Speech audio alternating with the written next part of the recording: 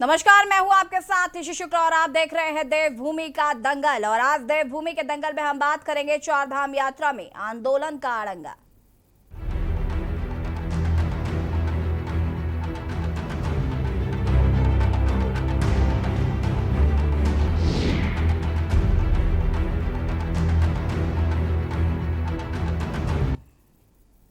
उत्तराखंड की प्रसिद्ध चार धाम यात्रा के शुरू होने के बीच ही कर्मचारियों ने आंदोलन पर जाने की चेतावनी दी है। विभिन्न मांगों को लेकर कर्मचारियों ने चरणबद्ध आंदोलन पर जाने का ऐलान किया है, जिसके तहत कल से कर्मचारी तालाबंदी करेंगे और इसके बाद 3 अक्टूबर से अनिश्चितकालीन धरने पर चले जाएंगे। कर्मचारियों के इस आंदोलन से चार धाम यात्रा बाधित हो सकती है। वहीं मुख्यमंत्री पुष्कर सिंह धामी ने आंदोलनरत कर्मचारियों से कार्य बहिष्कार न करने की भी अपील की है। चर्चा आज इसी पर करेंगे, लेकिन उससे पहले ये रिपोर्ट देखें।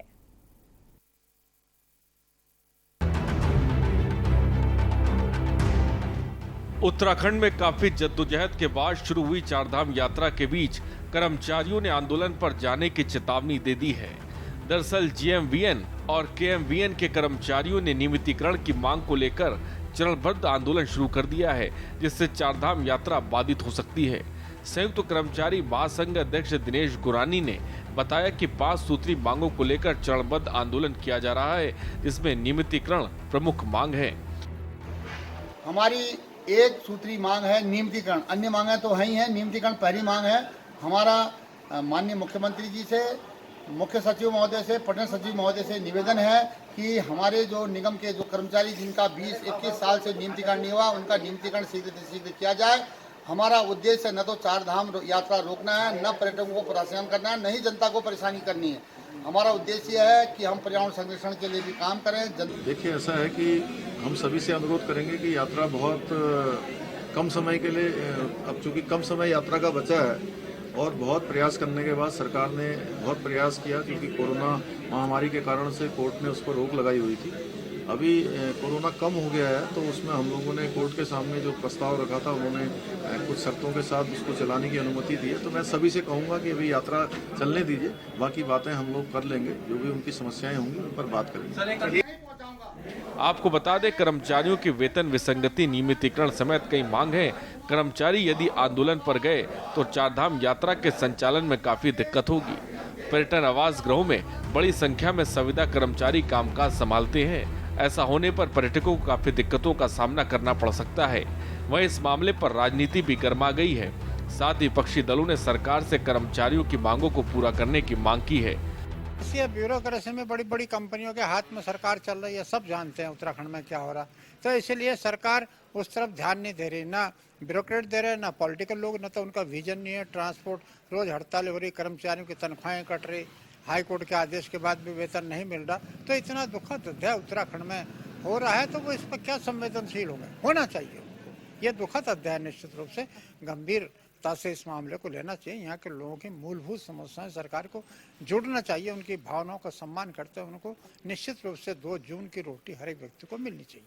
से लेके देवप्रयाग, श्रीनगर, रुद्रप्रयाग, चमोली, बद्रीनाथ, सारे में ये यात्रा बहुत जरूरी है, लाइफलाइन है उत्तराखंड के लोगों की। अगर बस वाले कुछ मांग कर रहे हैं, ट्रांसपोर्ट वाले कुछ मांग कर रहे हैं, तो सरकार को तुरंत उनकी मांगों को मानना चाहिए, ताकि हमारी यात्राएं बाधित न हो। और लगातार लंबे समय से वो लोग मांग कर रहे हैं। आप ये सोचिए ना, इतने लंबे समय से लोगों की गाड़ी 4 पहिया खड़ा रहा है, कम से कम उनपे पूरा टैक्स तो माफ उत्तराखंड सरकार कर सकती थी, लेकिन उन्होंने वो भी नहीं किया। कुल मिलाकर कर्मचारियों के तेवर तो ये साफ है कि जब तक उनकी मांगों को सरकार पूरा नहीं करेगी, तब तक कर्मचारी पीछे हटने वाले नहीं हैं। ऐसे में सरकार को आंदोलनरत कर्मचारियों से जल्द बातचीत कर आंदोलन को स्थगित करना होगा। ऐसा न होने पर चारधाम यात्रा के संचालन में दिक्कत होगी। देखना होगा कि मुख्यमंत्री पुष्कर सिंह धामी ने कर्मचारियों को आश्वस्त किया है, लेकिन उनकी अपील का कर्मचारी पर क्या असर होता है, ये तो वक्त ही बताएगा। देहरादून से के न्यूज इंडिया के लिए अंकित काला की रिपोर्ट।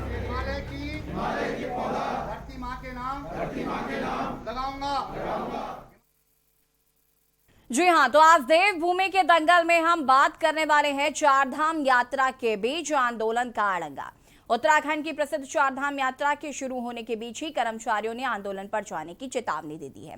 विभिन्न मांगों को लेकर कर्मचारियों ने चरणबद्ध आंदोलन पर जाने का ऐलान किया है, जिसके तहत कल से कर्मचारी तालाबंदी करेंगे और इसके बाद 3 अक्टूबर से अनिश्चितकालीन धरने पर चले जाएंगे। कर्मचारियों के इस आंदोलन से चारधाम यात्रा बाधित हो सकती है। इतने लंबे समय से उत्तराखंड वासी इस चारधाम यात्रा के शुरू होने का इंतजार कर रहे थे। अब ये चारधाम यात्रा शुरू हो रही है, तो इसी बीच कर्मचारियों ने भी आंदोलन करने की चेतावनी दे दी है। 3 अक्टूबर से अनिश्चितकालीन हड़ताल पर चले जाएंगे कर्मचारी और कल से तालाबंदी पर उन्होंने जोर दिया है। आखिर बड़ी बात यह है कि कर्मचारी हमेशा ही आंदोलन करते हैं, हड़ताल पर जाते हैं, उनकी मांगों को क्यों नहीं सुना जाता है। सरकार चाहे कांग्रेस की रही हो और चाहे भाजपा की, कर्मचारियों द्वारा हमेशा आंदोलन किया जाता है क्योंकि उनकी मांगें नहीं सुनी जाती। उनकी मांगों को हर सरकार में अनदेखा किया जाता है। आज हम इसी पर चर्चा करने वाले हैं कि आखिर क्यों कर्मचारियों की मांगों को अनदेखा किया जाता है।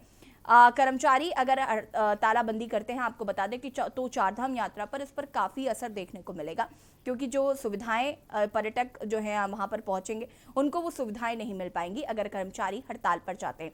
तो कहीं ना कहीं कर्मचारियों के हड़ताल पर जाने से चारधाम यात्रा पूरी तरीके से बाधित होगी। यात्रा को लेकर कर्मचारियों को आपको बता दें कि उन्होंने तालाबंदी का भी ऐलान कर दिया और कहीं ना कहीं ये आंदोलन जो है ये और उग्र हो सकता है। हालांकि पुष्कर सिंह धामी ने अपील की है कि इस आंदोलन को अभी ना किया जाए और बात करके इस मसले को सुलझाया जाएगा, लेकिन फिलहाल अभी ऐसा कुछ मूड में नजर नहीं आ रहे हैं कर्मचारी। और हमारे साथ राजेश सेमवाल जी जुड़े हुए हैं, जो कि तीर्थ पुरोहित हैं। राजेश जी, बहुत बहुत स्वागत है आपका। राजेश जी, सबसे पहले मैं आपसे जानना चाहूंगी, इतनी मुश्किलों के बीच चारधाम यात्रा शुरू हो रही है और ऐसे में अब आंदोलन करने की बात कर्मचारियों द्वारा कही जा रही है, तालाबंदी की बात वो कर रहे हैं, इसको आप किस तरीके से देखते हैं? कितना असर पड़ेगा चारधाम यात्रा पर इसका?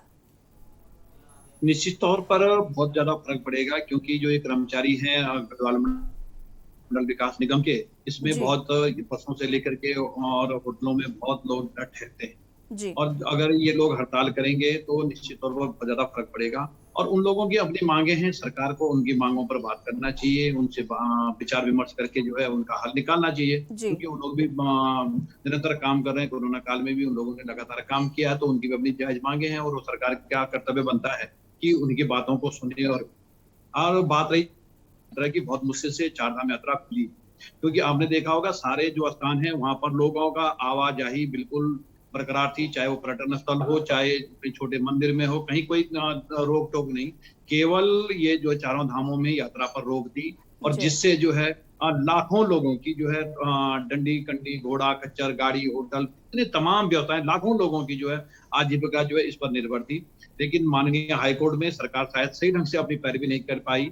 अब माननीय मुख्यमंत्री जी ने इस संबंध में ठोस पैरवी की तो यात्रा खुल गई है, लेकिन बहुत देर से खुली है क्योंकि अब समय बहुत कम बच गया, क्योंकि 15-20 अक्टूबर के बाद यहाँ पर ठंड ज्यादा बढ़ जाती है और दीपावली में भी लोग घर में रहना पसंद करते हैं। तो मुझे लगता है कि 20-25 के बाद 15-20 तारीख के अक्टूबर के बाद जो है यात्रा बहुत कम हो जाएगी। यही हमारे पास लगभग 25 से 30 दिन बचे हैं। अगर उस बीच में भी अगर कर्मचारियों की हड़ताल हो जाती है तो यात्रा में बहुत ज्यादा फर्क पड़ जाएगा, लोगों का आना जाना बहुत समस्या हो जाएगी। तो मेरा सरकार से भी अनुरोध रहेगा कि इन लोगों से बात करके और इनकी जो उचित मांग है उसको पूर्ण करके इन लोगों के जो है से जो है ना, ताकि यात्रा पर कोई प्रभाव ना पड़े। जी, आपसे यहाँ पर राजेश जी मैं ये भी जानना चाहूँगी, यात्रा शुरू हो चुकी है और यहाँ पर मतलब जो लोग आ रहे हैं, बहुत कम संख्या में लोगों की अनुमति दी गई है, कुछ परसेंटेज के साथ ही लोग वहाँ पर आ सकते हैं। तो किस तरीके से आप इसको देख रहे हैं कि इस बार जो यात्रा शुरू हुई है इसमें कितना फर्क जो है वो देखने को मिलेगा?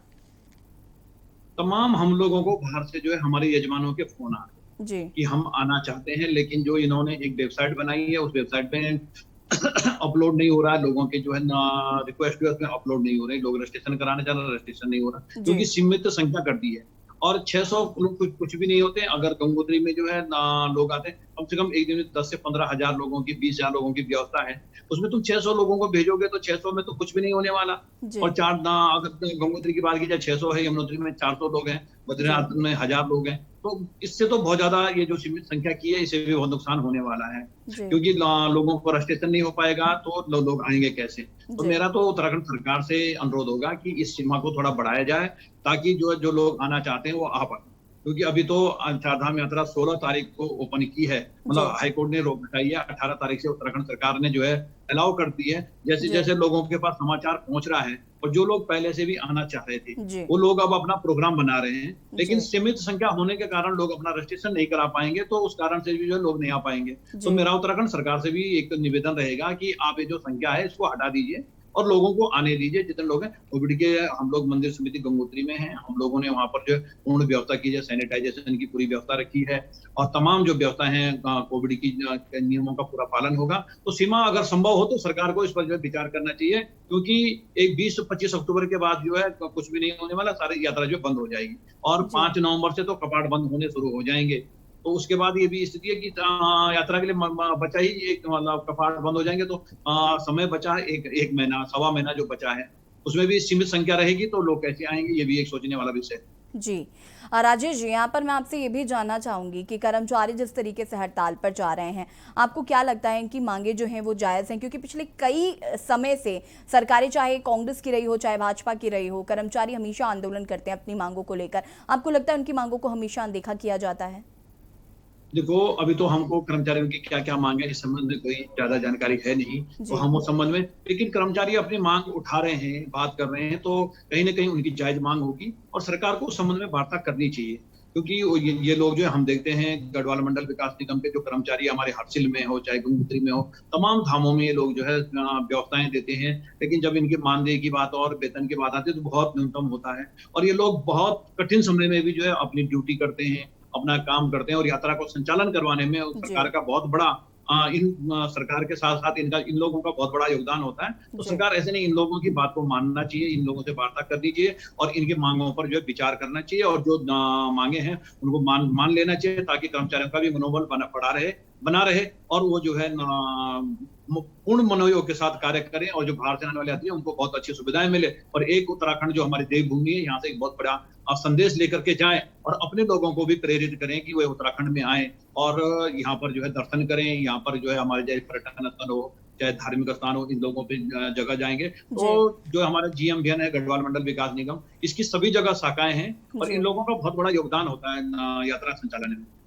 जी राजेश जी, तो आप बिल्कुल ये मानते हैं ना कि कर्मचारी अगर आंदोलन पर जाते हैं, तालाबंदी करते हैं, तो कहीं ना कहीं इसका इफेक्ट चारधाम यात्रा पर पड़ेगा ही पड़ेगा और लोगों को इसका खामियाजा कहीं ना कहीं भुगतना पड़ेगा, जो पर्यटन क्षेत्र में लोग आते हैं।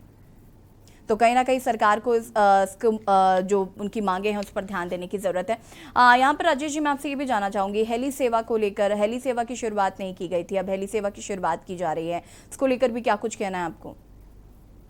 हेली सेवा से भी केदारनाथ में लोगों को बहुत जो आवागमन की जो सुविधा है वो बहुत सुखद हो जाती है, क्योंकि वहां पर 20-22 किलोमीटर पैदल चलना पड़ता है और हेली सेवा अगर शुरू हो जाती है तो उससे भी जो है पर्यटकों को केदारनाथ आने जाने में बहुत सुविधा मिलेगी। और कई लोग हैं जिनके पास समय का अभाव होता है, वो केदारनाथ रोड, बद्रीनाथ, गंगोत्री, यमुनोत्री जो है हेली सेवा से जो है 2 या 3 दिन में जो है अपनी यात्रा पूर्ण कर लेते हैं। तो हेली सेवा का भी एक बड़ा योगदान है यात्रा में।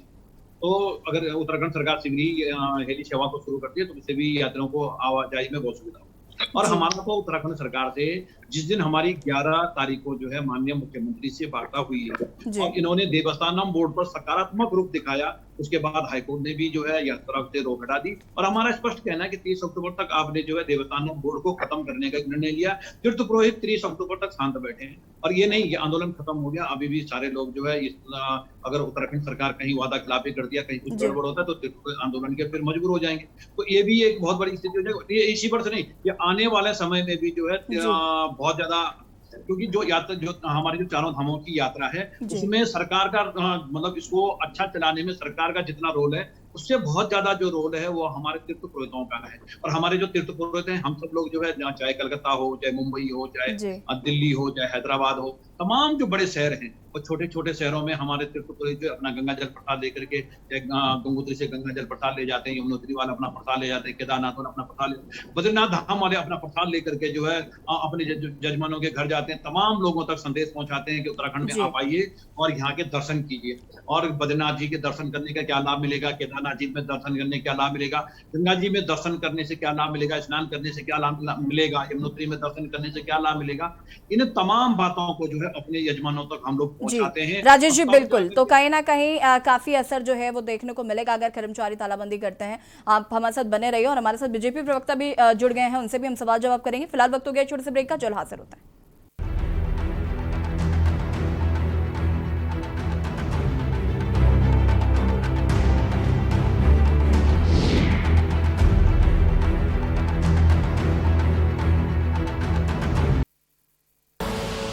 आप देख रहे हैं के न्यूज, खबरों का सारथी।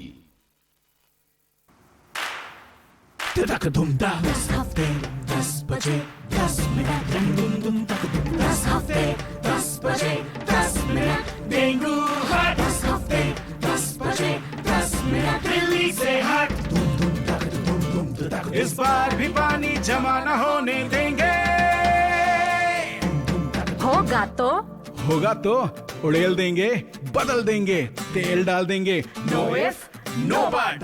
10 हफ्ते 10 बजे 10 मिनट, डेंगू हट 10 हफ्ते 10 बजे 10 मिनट, दिल्ली से हट। चल हट परे हट चल हट, और डेंगू दिल्ली से हट। इस बार भी डेंगू को हराना है। 10 हफ्ते 10 बजे 10 मिनट फिर से अपनाना है। हर रविवार डेंगू पर वार। 10 हफ्ते 10 बजे 10 मिनट, डेंगू हट 10 हफ्ते 10 बजे 10 मिनट, दिल्ली से हट। पर ये दिल है कि चख रहा है उन्हीं अल्फाजों का दूर कितना भी जाओ, इस जुबान से दूर ना जा पाओगे। विमल, बोलो जुबान केसरी। जन जन तक स्वास्थ्य सेवाएं पहुंचाने के लिए प्रतिबद्ध छत्तीसगढ़ सरकार। मुख्यमंत्री स्लम स्वास्थ्य योजना से अब तक 8.5 लाख से ज्यादा मरीजों का इलाज। 41 लैब टेस्ट वाले 60 मोबाइल वैन की मदद से 14 नगर निगमों में लगे 13,850 कैंप। 1,20,000 से ज्यादा को मिली मुफ्त लैब टेस्ट सुविधा। हाट बाजार क्लिनिक से समाज के आखिरी छोर तक स्वास्थ्य सुविधाएं पहुंचाने की अभिनव पहल से सुदूर वनांचल के 90 लाख से ज्यादा मरीज लाभान्वित। 1600 से ज्यादा हाट बाजार क्लिनिकों से अब तक 8 लाख से ज्यादा मरीजों का इलाज। छत्तीसगढ़ हेल्थ मॉडल के मलेरिया मुक्त बस्तर अभियान को UNDP और नीति आयोग से मिली सराहना। बीजापुर में मलेरिया के केस 71% और दंतेवाड़ा में 54% हुए कम। मई 2020 और मई 2021 के बीच मामलों में आई 39% की कमी। नीति आयोग ने बताया एस्पिरेशनल डिस्ट्रिक्ट्स में चल रहे बेहतरीन अभियानों में से एक। आप देख रहे हैं के न्यूज, खबरों का सारथी।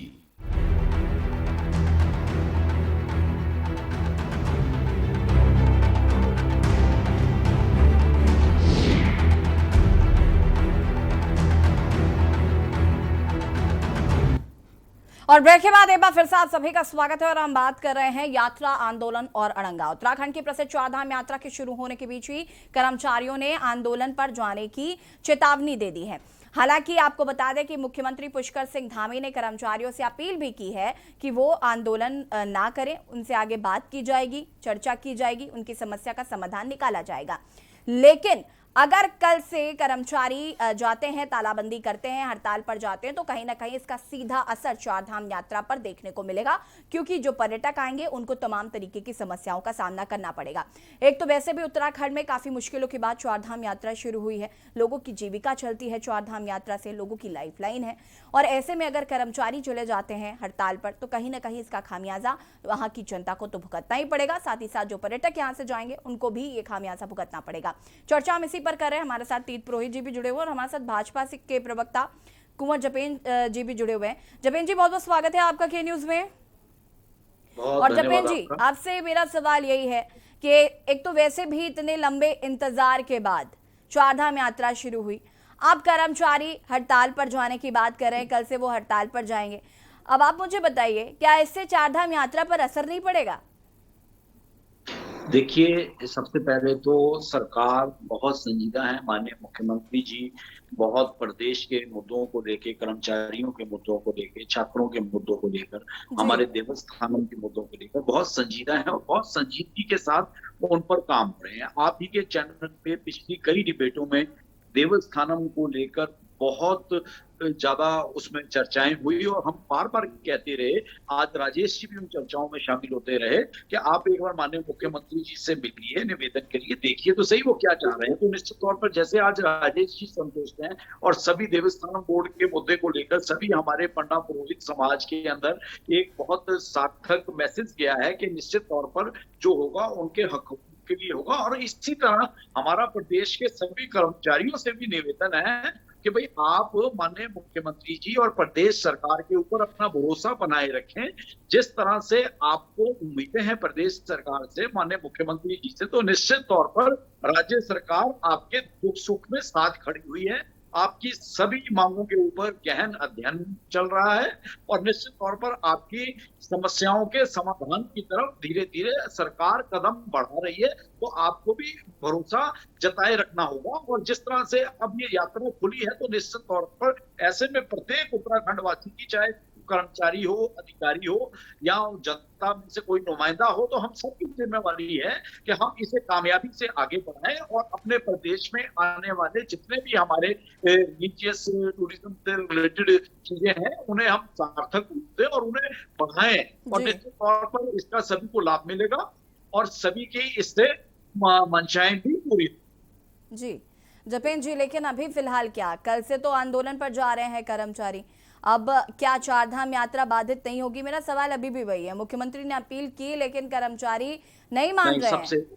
सबसे वार्ताओं का दौर चल रहा है, उनकी समस्याएं भी सुनी जा रही हैं कि उनकी क्या समस्या है और किस तरह से उनका सार्थक समाधान निकाला। आप आधी रात तक देखिए तो सही कि इस सब के सब रास्ते निकलेंगे, क्योंकि देखिए प्रदेश सरकार प्रदेश की जनता के लिए है, प्रदेश के भले के लिए, प्रदेश के कर्मचारियों के अच्छे के लिए, प्रदेश के कर्मचारियों के सहयोग के लिए। तो निश्चित तौर पर सरकार पूरी ईमानदारी और निष्ठा से अपने कर्मचारियों और प्रदेशवासियों की हर समस्या में साथ खड़ी हुई है और पूरी ईमानदारी और निष्ठा से उनका निदान करने की दृष्टि से कदम आगे बढ़ा रही है। तो निश्चित तौर से जो भी होगा सार्थक।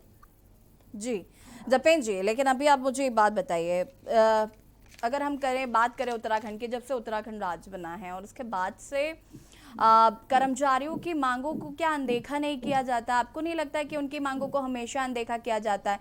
हमेशा कर्मचारी हड़ताल पर रहते हैं, चाहे कांग्रेस की सरकार रही हो, चाहे आपकी सरकार रही हो, हमेशा कर्मचारियों को आंदोलन का सहारा लेना पड़ता है, क्योंकि बिना आंदोलन के तो आप सुनते ही नहीं है ना।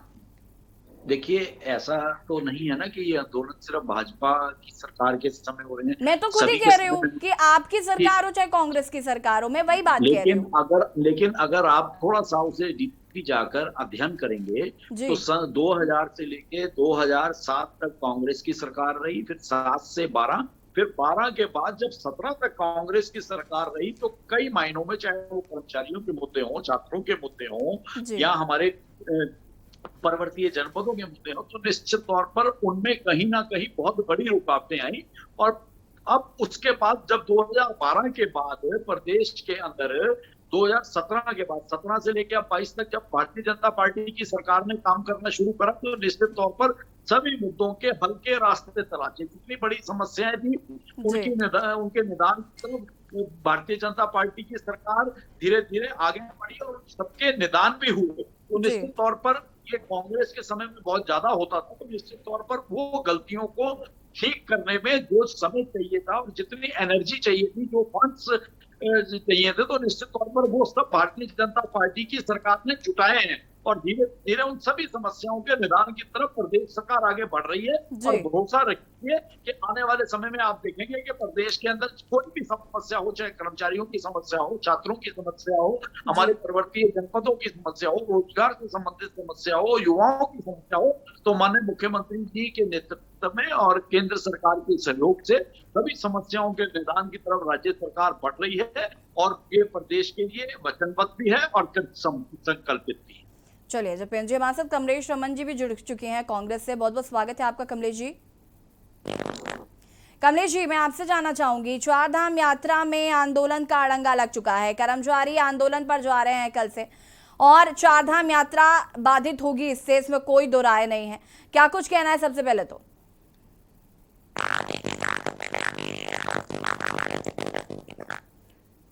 कमलेश जी की आवाज हम तक नहीं पहुंच पा रही है, कनेक्शन को फिक्स करने की कोशिश करते हैं। आप सभी हमारे साथ बने रहिए, चर्चा को आगे बढ़ाएंगे। फिलहाल वक्त हो गया एक छोटे से ब्रेक का, जो हाजिर होता है।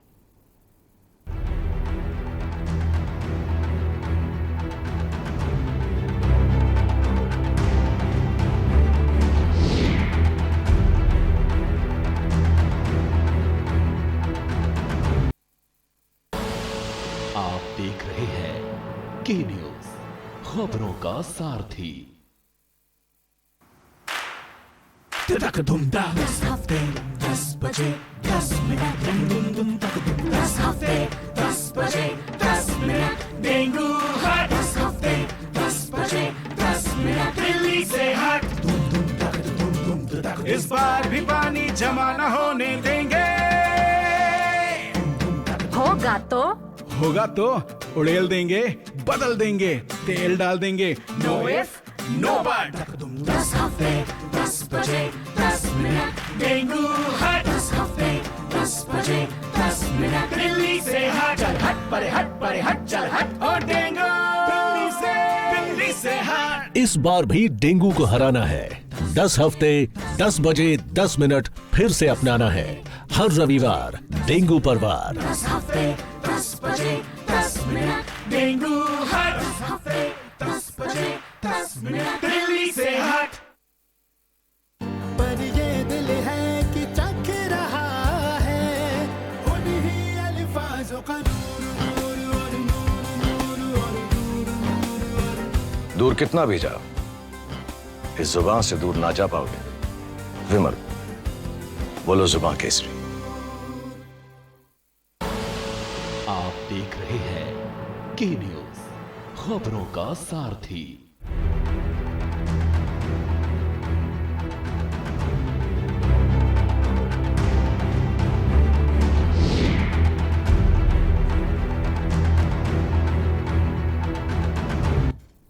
ब्रेक के बाद एक बार फिर से आप सभी का स्वागत है और हम बात कर रहे हैं यात्रा, आंदोलन और अड़ंगा। जिस तरीके से कर्मचारियों ने चरणबद्ध आंदोलन पर जाने का ऐलान किया है, उसके बाद से मुख्यमंत्री पुष्कर सिंह धामी ने भी उनसे बातचीत करने के बाद उनकी मांगों पर भरोसा दिलाया है कि उनकी मांगों को पूरा किया जाएगा, उस पर चर्चा की जाएगी। लेकिन फिलहाल बात यह है कि जो चारधाम यात्रा इतनी मुश्किलों से शुरू हुई है, उसके बाद अगर कर्मचारी हड़ताल पर चले जाते हैं तो कहीं ना कहीं इसका खामियाजा उत्तराखंड की जनता को तो भुगतना ही पड़ेगा, साथ ही साथ जो पर्यटक यहां से जाएंगे उनको भी ये तमाम समस्याओं से दो चार होना पड़ेगा। ऐसे में कहीं ना कहीं सरकार को चाहिए कि वो जल्द से जल्द कर्मचारियों की मांगों को सुने, समझे और जल्द से जल्द उनको आश्वस्त करे, जो भी उनकी समस्या है उसका निस्तारण करे।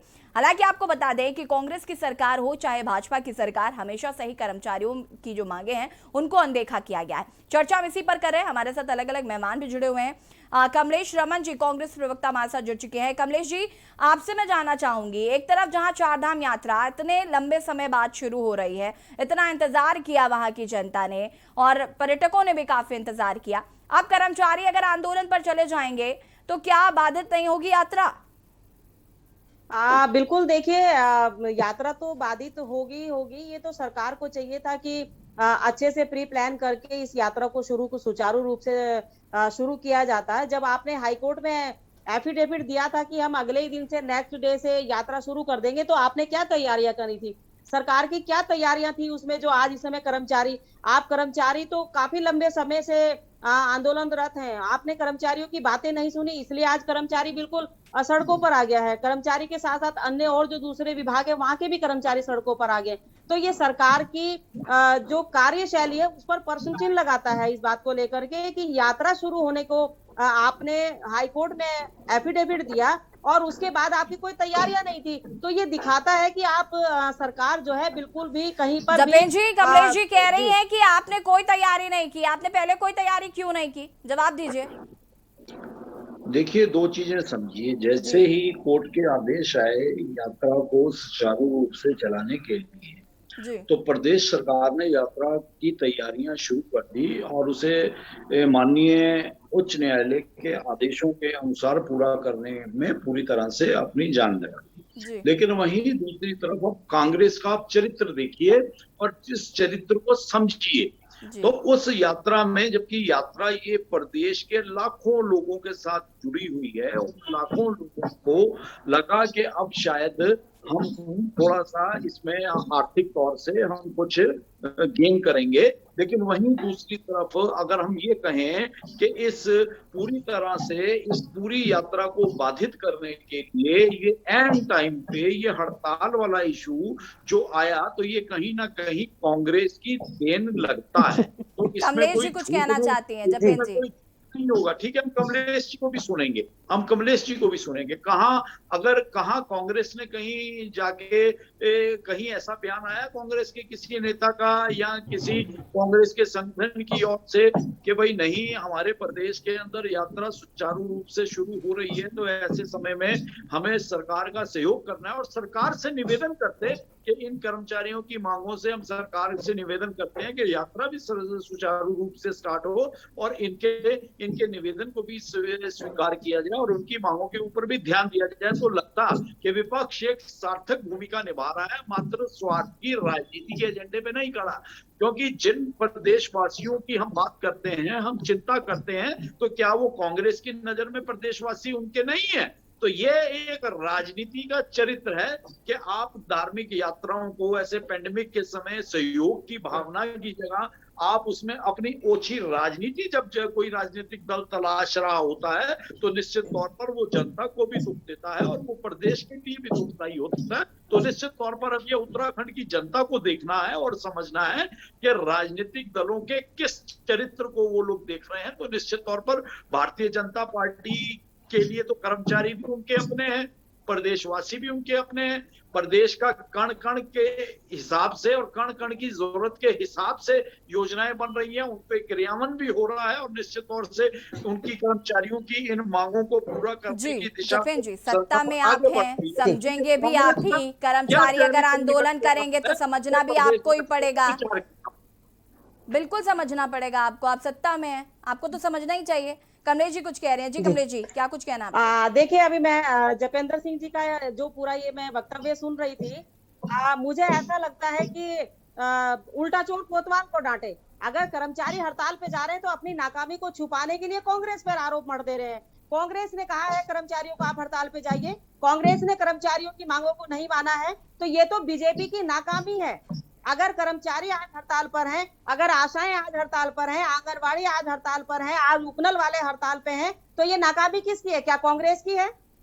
क्या कांग्रेस ने कहा है कर्मचारियों को आप हड़ताल पे जाइए? आप यात्रा शुरू नहीं करवा पा रहे हैं, आप विफल हुए हैं सारे कामों में पूरे 4.5 साल में, और आज आप फिर दोबारा से लास्ट टाइम जब आखिरी समय आपका बचा है तो आप कांग्रेस पे ठीकरा फोड़ रहे हैं कि कांग्रेस हमें काम नहीं करने दे रही है। ये तो वही बात होगी, नाच न जाने आंगन टेढ़ा। बीजेपी को खुद काम करना नहीं आता है और आरोप कांग्रेस पे मढ़ देती है। आप बताइए, 4 धाम की यात्रा शुरू करने के लिए अगर आधे टाइम से ज्यादा आपने हमारा समय खराब किया यात्रा को शुरू करने के लिए। जब हाई कोर्ट ने आपको आदेश दिया तो आपकी क्या तैयारियां थी पहले से? आपने तैयारियां पहले से क्यों नहीं करी? आपको तैयारियां पहले से करके रखनी चाहिए थी। आपको पता था हाई कोर्ट कुछ भी आदेश दे सकता है, तो आपने तैयारियां लीजिए। कमलेश जी, जपेन जी क्या कह रहे हैं? जपेन जी जवाब दीजिए।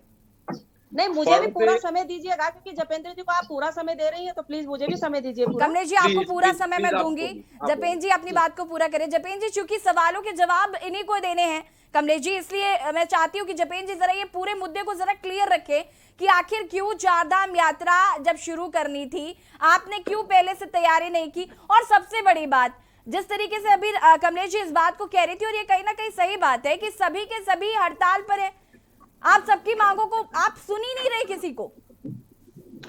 अगर कांग्रेस ने ईमानदारी से कोई प्रयास किया होता और ईमानदारी से सार्थक विपक्ष की भूमिका निभाई होती तो कोई इशू ही नहीं था। विपक्ष का काम है सरकार को सचेत करना, विपक्ष का काम नहीं है आपके साथ। कांग्रेस के पर्दे के पीछे के चरित्र को समझना होगा कि कांग्रेस का पर्दे के पीछे का चरित्र क्या है, और निश्चित तौर पर उत्तराखंड की जनता की ये समझ में आ भी रहा है और धीरे धीरे और आएगा कि कांग्रेस का पर्दे के पीछे का चरित्र क्या है।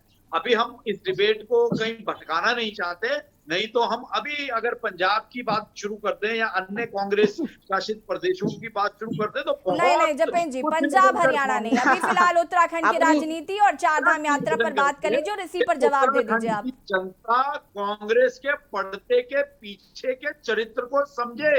आज माननीय हाईकोर्ट के आदेश के बाद जब सरकार पूरी ईमानदारी और निष्ठा से प्रयासरत है कि इस यात्रा क्या बात है, क्या बात है, कांग्रेस का इतना खौफ है जपेंद्र सिंह जी का चरित्र निकल के आ रहा है, तो निश्चित तौर पर ये प्रदेश की जनता को समझ जाना चाहिए और उससे सचेत भी हो जाना चाहिए। चलिए कमलेश जी, क्या कुछ कहना है आपको? जी मैं ये कहना चाहती हूं, समय दूंगी मैं आपको, आप पूरी बात कर लीजिए। जी जपेंद्र सिंह जी ने खुद ही एक्सेप्ट कर लिया है कि कांग्रेस इस समय धरातल पे काम कर रही है, क्योंकि उनको ऐसा लगता है कि कांग्रेस ने हस्तक्षेप किया होगा तब कर्मचारी शायद हड़ताल पे गए होंगे, तब आशाएं हड़ताल पे गई होगी, तब आंगनबाड़ी हड़ताल पे गई होगी, तब स्वास्थ्य कर्मचारी हड़ताल पे गए होंगे, तब कर्मचारी नगर निगम के हड़ताल पे गए होंगे। जपेंद्र जी ने तो खुद ही आपने कबूल कर लिया इस बात के लिए कि कांग्रेस सड़क पर है, लेकिन आप क्या कर रहे हैं, आपकी सरकार क्या कर रही है? जब हाईकोर्ट ने आपको आदेश दिया उससे पहले की आपकी क्या तैयारियां थी? इसका मतलब आपको लग रहा था कि हाईकोर्ट शायद यात्रा खोलने की परमिशन नहीं देगा, इसलिए आपने कोई तैयारी नहीं करी। यही कारण है कि आज आपकी यात्रा विफल होने जा रही है। यह आपने जन भावनाओं को ठेस पहुंचाने का काम किया है। आपकी सरकार की पूरी नाकामी है जिसको आप छुपाने की कोशिश कर रहे हैं। और ठीक रहा, आप सीधा कांग्रेस पे मर रहे हैं। कांग्रेस इस समय सत्ता में है, कांग्रेस विपक्ष में है। कांग्रेस का काम है कि आपको सही और गलत में फर्क बताए, वो फर्क बताने का काम कर रही है। कांग्रेस इस समय सड़कों पर है, लेकिन आप कहाँ हैं? आपने क्यों कर्मचारियों की बात नहीं सुनी? आप कर्मचारियों को 3 से 4 महीने की सैलरी नहीं दे रहे हैं, तो वो हड़ताल पे नहीं जाएंगे तो क्या करेंगे? आप बताइए, आप खुद बताइए कि कर्मचारियों को सैलरी नहीं मिल रही है, आंगनबाड़ियों को उनका मेहनताना नहीं मिल रहा है, आशाओं को प्रोत्साहन राशि नहीं मिल रही है, तो वो हड़ताल पे नहीं जाएंगे तो क्या करेंगे? उपनल कर्मचारियों को 4 महीने से सैलरी नहीं मिली है और आप बात कर रहे हैं कि सरकार बहुत अच्छा काम कर रही है, सरकार विकास की राह पर चल रही है। कौन सा विकास सरकार ने किया है? एक काम तो बता दीजिए जपेंद्र सिंह जी, आप सरकार के नुमाइंदे बैठे हैं, सबसे बड़ी बात यात्रा है। यात्रा में जपेंद्र जी, कमलेश जी को पहले पूरा सुन लीजिए, आपके पास आती हूँ मैं। कमलेश जी अपनी बात को पूरा करिए। जी, अगर यात्रा शुरू हो जाती तो कम से कम जो हमारे बेरोजगार हुए थे इस उत्तराखंड में, जो पलायन किए हुए हमारे जो जनमानस आया था वापस, उनको रोजगार मिल जाता। हमारे जो बेरोजगार इस समय पूरे 2 साल से कोरोना काल की वजह से, क्योंकि सरकार विफल रही कोरोना काल के समय पर भी, उन्होंने कोई रोजगार की ओर ध्यान नहीं दिया, उन्होंने किसी स्वास्थ्य की ओर ध्यान नहीं दिया, शिक्षा की ओर ध्यान नहीं दिया।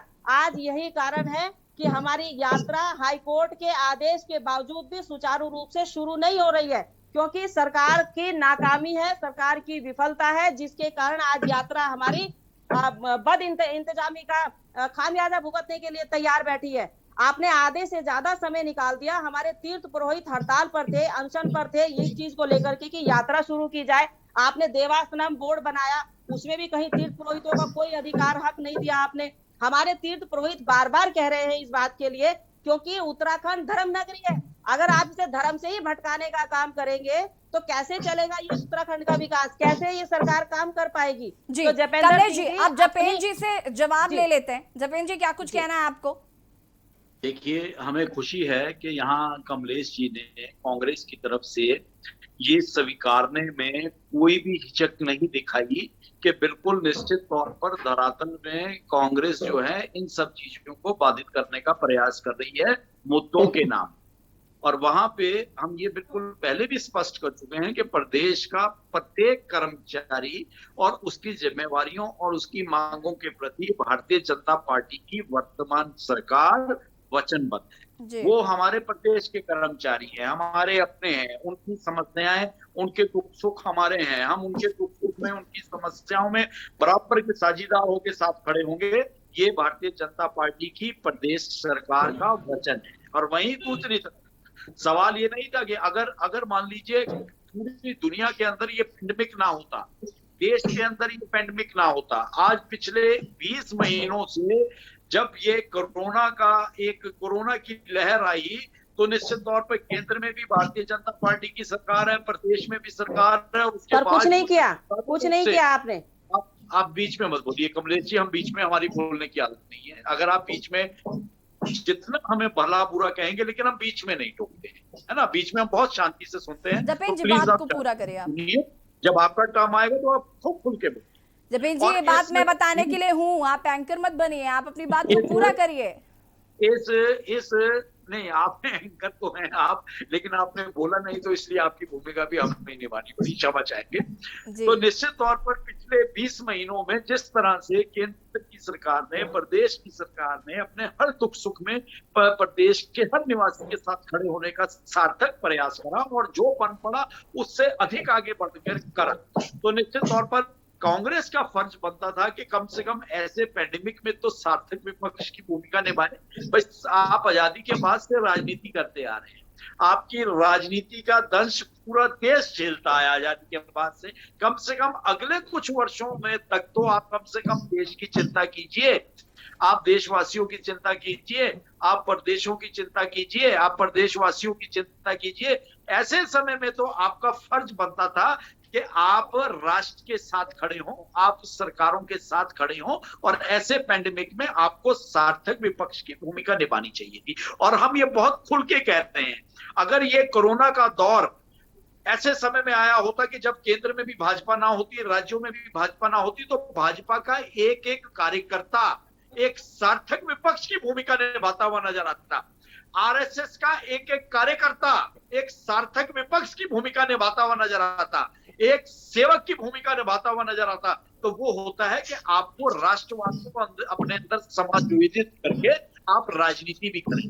लेकिन दुर्भाग्य ये हमारे देश का है कि कांग्रेस ने कभी भी मुद्दों को वो वेटेज नहीं दिया, कभी भी राष्ट्रवाद की भावना के साथ देशवासियों के साथ काम नहीं करा, पर देशों में काम नहीं करा। और आज की कांग्रेस अपने उस चरित्र को बदलना नहीं चाहती है, जबकि देश चाहता है कि कांग्रेस अपना चरित्र बदले और राष्ट्रवाद को अपने अंदर आत्मसात करे। लेकिन नहीं, आज देश बच्चा राष्ट्रवाद को और जो एक गवर्नेंस को सपोर्ट करने का जो एक करेक्टर समायोजित करके भारतीय जनता पार्टी के साथ अडिग होकर खड़ा हुआ है। क्या कारण है इसकी जिम्मेवार पूरी तरह से आज कांग्रेस है, जो प्रदेश के अंदर ये व्यवधान उत्पन्न हो रहे हैं और व्यवधान उत्पन्न करने का प्रयास किया जाता है। उत्तराखंड के अंदर राजनीतिक अस्थिरता देने का अगर श्रेय किसी को जाता है तो राजनीतिक अस्थिरताएं हमेशा कांग्रेस की तरफ से आई है, और कांग्रेस ने प्रयास करा है कि उत्तराखंड के अंदर राजनीतिक अस्थिरताओं को मंच दिया जाए। तो निश्चित तौर पर कांग्रेस उत्तराखंड के प्रत्येक वासी की कोशिश है, और आज भी अगर ये अपना चरित्र बदल ले, राष्ट्र के साथ खड़े हो, प्रदेश के प्रति समर्पित रहे, प्रदेशवासियों के मुद्दों के साथ सार्थक विपक्ष के रूप में खड़े हो, तो हमें समझ में आएगा कि कांग्रेस ने अपना चरित्र बदला और सुबह का भूला शाम को घर वापिस आया। लेकिन लगता नहीं है कि कांग्रेस का ये चरित्र बदलेगा और सुबह का भूला शाम को घर वापिस आने का प्रयास करेगा, क्योंकि देशवासी इस देश के हैं, इस प्रदेश के हैं। तो कांग्रेस में जो लोग हैं तो वो भी इस देश के वासी हैं, तो निश्चित तौर पर उन्हें अपनी विचारधारा को बदलना पड़ेगा, अपनी विचारधारा को राष्ट्रवाद के साथ जोड़ना पड़ेगा, अपनी विचारधारा को प्रदेशवासियों के साथ जोड़ना पड़ेगा। और इस तरह से जो यात्रा को बाधित करने का प्रयास कांग्रेस कर रही है प्रदेश में, तो आप यकीन मानिए ये सफल होने वाले नहीं है, क्योंकि भारतीय जनता जपेन जी मान लिया कि ये सफल होने वाला नहीं है, मान लिया। कमलेश जी आपको क्या कुछ कहना है? कि जपेंद्र सिंह जी का मुझे ऐसा लगता है कि राष्ट्रवाद का ठेका पूरा भाजपा के नेताओं ने ले रखा है, कि राष्ट्रवाद केवल वो ही है, और आजादी के समय पे एक भी नेता ने इनकी कोई बलिदानी नहीं दी जो ये राष्ट्रवाद की बात करते हैं। पूरे देश को इन्होंने लूट के खा लिया, राष्ट्रवाद की बात करते हैं। अगर कांग्रेस ने 70 साल राज किया, जितनी भी प्रॉपर्टी कांग्रेस ने बनाई पूरे देश के अंदर, कितने बड़े बड़े हमारे विभाग खड़े किए कांग्रेस ने, आज उनको आप बेचने का काम कर रहे हैं, आज आप उनको प्राइवेट करने का काम कर रहे हैं। पर आज का मुद्दा ये नहीं था, आज का मुद्दा था यात्रा, हमारे उत्तराखंड की धर्म नगरी की यात्रा कैसे सुचारू हो। पर जपेंद्र सिंह जी ने ये पूरी डिबेट को ले जाकर के राष्ट्रवाद पे ठहरा दिया, क्योंकि इनके पास कोई और मुद्दा है ही नहीं। राष्ट्रवाद, हिंदुत्व, केवल हिंदुत्व और राष्ट्रवाद भाजपा के नेताओं के अंदर भरा हुआ है, बाकी किसी के अंदर नहीं। अगर कोई काम करता है वो देशद्रोही कहलाता है, विद्रोही कहलाता है। भाजपा वही काम करती है तो राष्ट्रवादी कहलाती है, देश प्रेमी कहलाती है। किस तरह के नियम है आपके? आपको यात्रा शुरू करनी थी, आप यात्रा पे बात करें। आप यात्रा कब तक शुरू करेंगे, इस पे बात करें। आप रोजगार कब तक देंगे, इस पे बात करें। आप स्वास्थ्य सेवाएं कब शुरू करेंगे, इस पे बात करें। आप शिक्षा का व्यवहार कब शुरू करेंगे, इस पे बात करें। आप यहाँ की महिलाओं को सुदृढ़ तरीके से रोजगार कब देंगे, इस पे बात करें। कोई मतलब नहीं है इस पे बात करने का, कोई मतलब नहीं है यात्रा के ऊपर बात करने का। केवल राष्ट्रवाद और हिंदुत्व की बात करके हर चीज को भटकाने का काम करते हैं और सारा ठीकरा कांग्रेस पे फोड़ने का काम करते हैं बीजेपी के लोग, क्योंकि खुद तो कुछ आता नहीं है, नाच ना जाने आंगन टेढ़ा। चलिए कमलेश जी, आपकी भी बात हो चुका है। आपकी भी बात हमने सुन ली। आप सभी हमारे साथ बने रहिए, चर्चा को आगे बढ़ाएंगे। और आज हम चर्चा कर रहे हैं चारधाम यात्रा में आंदोलन का अड़ंगा, बात इसी पर करेंगे। फिलहाल वक्त हो गया छोटे से ब्रेक का, जो हाजिर होता है।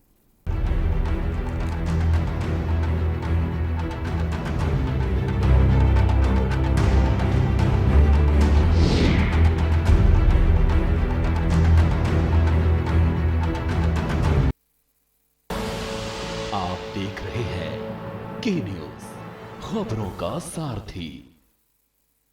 जुबान के लिए उड़ चला गैरों की जमीन पर, खुशबू अपने पन की ढूंढता और दूर कितना भी जा, इस जुबान से दूर ना जा पाओगे।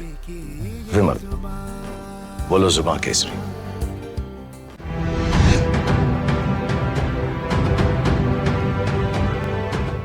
खुदी को आजमाया है तो ये अंदाज आया है, खुदी को आजमाया है तो ये अंदाज आया है। तुम में भी मैं हूं, शुद्ध प्लस पान मसाला। आप देख रहे हैं के न्यूज, खबरों का सारथी।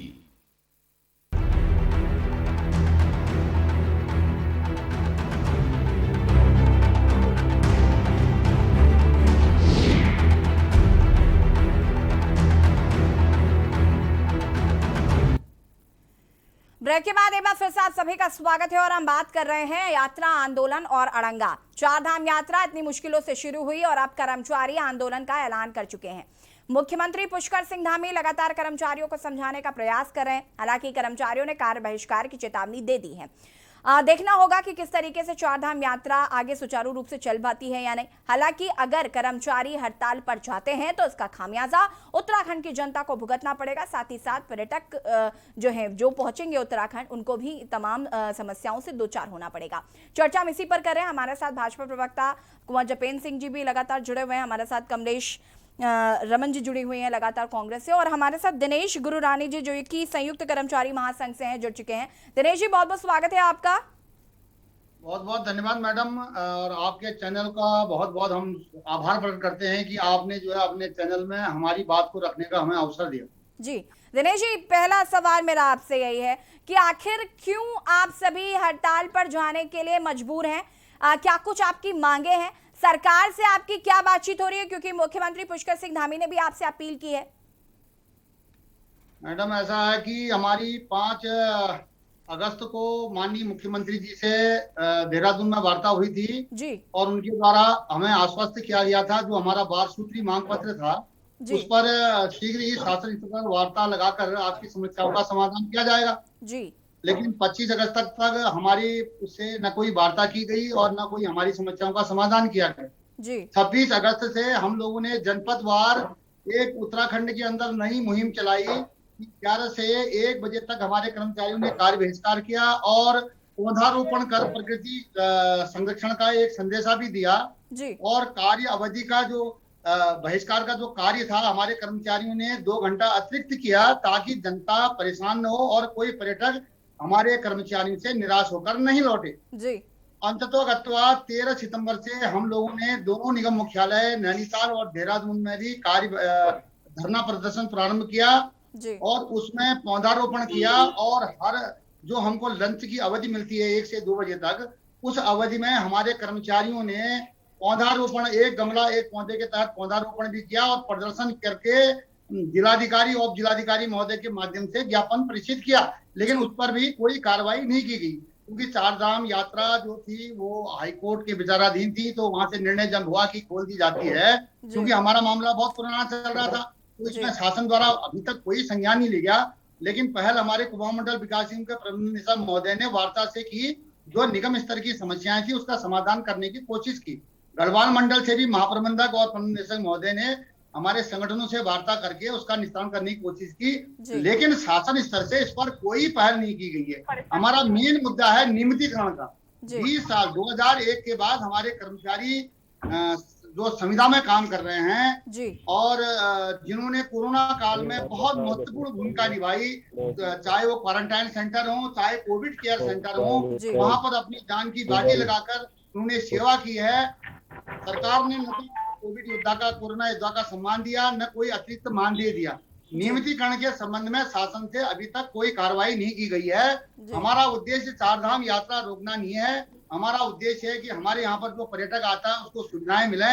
जनता जो हमारे वहाँ उज्ज्वला कनेक्शन कट रहे हैं, तो जनता को उज्ज्वला कनेक्शन का लाभ मिले। हम कहीं से कहीं तक सरकार के खिलाफ नहीं है हमारा, क्योंकि हम महासंघ ये चाहता है कि हमारी जो समस्याओं का समाधान हो वो वार्ता के माध्यम से हो। हमारा कर्मचारी इस समय देहरादून में और हमारे नैनीताल में जो है वो धरने में बैठा हुआ है, और सरकार के द्वारा कोई पहल की जाती है, पर्यटन सचिव स्तर में देहरादून में कोई वार्ता की जाती है, तो हम उसका स्वागत करते हैं। और हमारा पहला मुद्दा ही मैंने आपको बताया कि हमारा पहला मुद्दा है नियमितीकरण का। जी दिनेश जी, आपसे मैं ये भी जानना चाहूंगी कि कल से आप हड़ताल पर जा रहे हैं, तो क्या इससे पहले किसी तरीके की कोई बातचीत आपसे नहीं की गई अभी तक? मैडम, अभी तक सरकार की तरफ से सचिव महोदय के स्तर से कोई वार्ता नहीं की गई है। जपेन जी, क्या कहना है आपको? प्रबंध निदेशक महोदय ने हमसे वार्ता की है निगम स्तर के मामले पर। हमारा मेन मुद्दा है नियमितीकरण। सरकार हमारा दिनेश जी, हमारे साथ भाजपा प्रवक्ता जपेन जी भी जुड़े हुए हैं। जपेन जी, जवाब दीजिए दिनेश जी की बात का कि अभी तक उनसे कोई बातचीत नहीं की गई है, कल से वो हड़ताल पर जा रहे हैं, और यदि कल ऐसा होता है तो आप समझ रहे हैं कि चार धाम यात्रा बाधित होगी।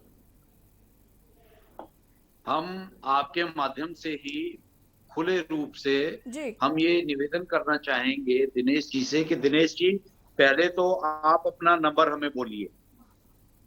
दिनेश जी, आप हमें सुन पा रहे हैं? मेरा नंबर मैं आपको भेज दूंगा, नोट कर लीजिए। 865000। आप बोलिए जरा नंबर बोलिए। 865000 865000 2538 2538। जी दिनेश जी, सबसे पहले तो देखिए, ये बहुत अच्छे मंच होते हैं कि जहां समस्याओं के निदान के लिए रास्ते खुलते हैं। हमने आपकी बात को बहुत ध्यान से सुना। आपकी शिकायत है कि अभी तक सचिव स्तर से किसी भी अधिकारी ने आपसे संपर्क नहीं किया, यही शिकायत है आपकी? बिल्कुल यही शिकायत है। और दूसरी तरफ आप ये मानते हैं कि आज अगर हाईकोर्ट के आदेश के बाद ये यात्रा हमारे प्रदेश की खुल रही है, तो पूरे देश से यात्रियों का आना जाना होता है, तो निश्चित तौर पर जो प्रदेश की तरफ से प्रत्येक प्रदेशवासी का कर्तव्य है अपने अतिथि का सत्कार करना, तो उसमें हम सबकी, चाहे हम सत्ता के हों, चाहे हम विपक्ष के हों, चाहे हम एक आम इंसान हों, तो ये हम सब लोगों का कर्तव्य बनता है कि हमारे प्रदेश की जो एक छवि है वो पूरे देश के अंदर अच्छी जाए। इस बात से आप सहमत हैं? कुंवर जी, मैं आपकी बात से पूर्ण इत्तेफाक रखता हूं, लेकिन शासन तो द्वारा, आप सुनिए, एक मिनट मेरी बात सुनिए। शासन द्वारा 25 अगस्त से लेके अभी तक तो किसी को मालूम नहीं था कि चार धाम यात्रा शुरू होनी है, न कर्मचारियों को मालूम था, न जनता को मालूम था। और आप हमारा इतिहास ले लीजिए, कुमाऊं मंडल विकास निगम, गढ़वाल मंडल विकास निगम का, हम अतिथि देवो भव की संस्कृति पे चलते हैं। हमारा कर्मचारी आउट ऑफ वे जाके भी काम करता है। कोरोना काल में हमारे मंडल विकास निगम और गढ़वाल मंडल विकास में कई लोग शहीद हो गए, और आज तक विकास निगम और गढ़वाल मंडल विकास निगम को कोरोना योद्धा का दर्जा नहीं दिया गया, जबकि अन्य कर्मचारियों को इसका दर्जा देने के बाद अतिरिक्त मानदेय दिया गया। ये आप भी जानते हैं कि क्वारंटाइन सेंटरों में और कोविड केयर सेंटरों में केएमबीएन और जीएमबीएन ने कितनी महत्वपूर्ण भूमिका निभाई है। देखिए, पहले तो हम सरकार की तरफ से आप तक ये संदेश पहुंचाना चाहेंगे कि जैसे ही ये सारी चीजें माननीय मुख्यमंत्री जी के संज्ञान में जाती हैं, तो सरकार के स्तर से प्रयास शुरू हो जाते हैं। अब जहां तक आपकी शिकायत हो तो निश्चित तौर जपेन पर जी आपकी शिकायत समय की बहुत कमी है, आपने नंबर ले लिया है, आप कांटेक्ट करिए और कोशिश करिए कि ये जो समस्या है जल्द से जल्द इसका निस्तारण हो सके, और सिर्फ कन्विंस करने की कोशिश मत करिए, जमीनी हकीकत पर उनकी मदद हो सके इस पर ध्यान दीजिए। फिलहाल आप सभी का बहुत बहुत शुक्रिया चर्चा में शामिल होने के लिए और हमारे साथ जुड़ने के लिए। और आज हम बात कर रहे हैं चार धाम यात्रा में आंदोलन का आड़ंगा और जिस तरीके से कर्मचारियों ने चरणबद्ध आंदोलन पर जाने का ऐलान किया है। हालांकि भाजपा की तरफ से कोशिश की जा रही है कि उन्हें कन्विंस किया जाए और चार धाम यात्रा बाधित ना हो। फिलहाल देखना होगा कि चार धाम यात्रा बाधित होती है या नहीं और कर्मचारियों को मदद मिलती है या नहीं। फिलहाल देवभूमि के दंगल में इतना ही। देखते रहिए के न्यूज़ इंडिया। नमस्कार।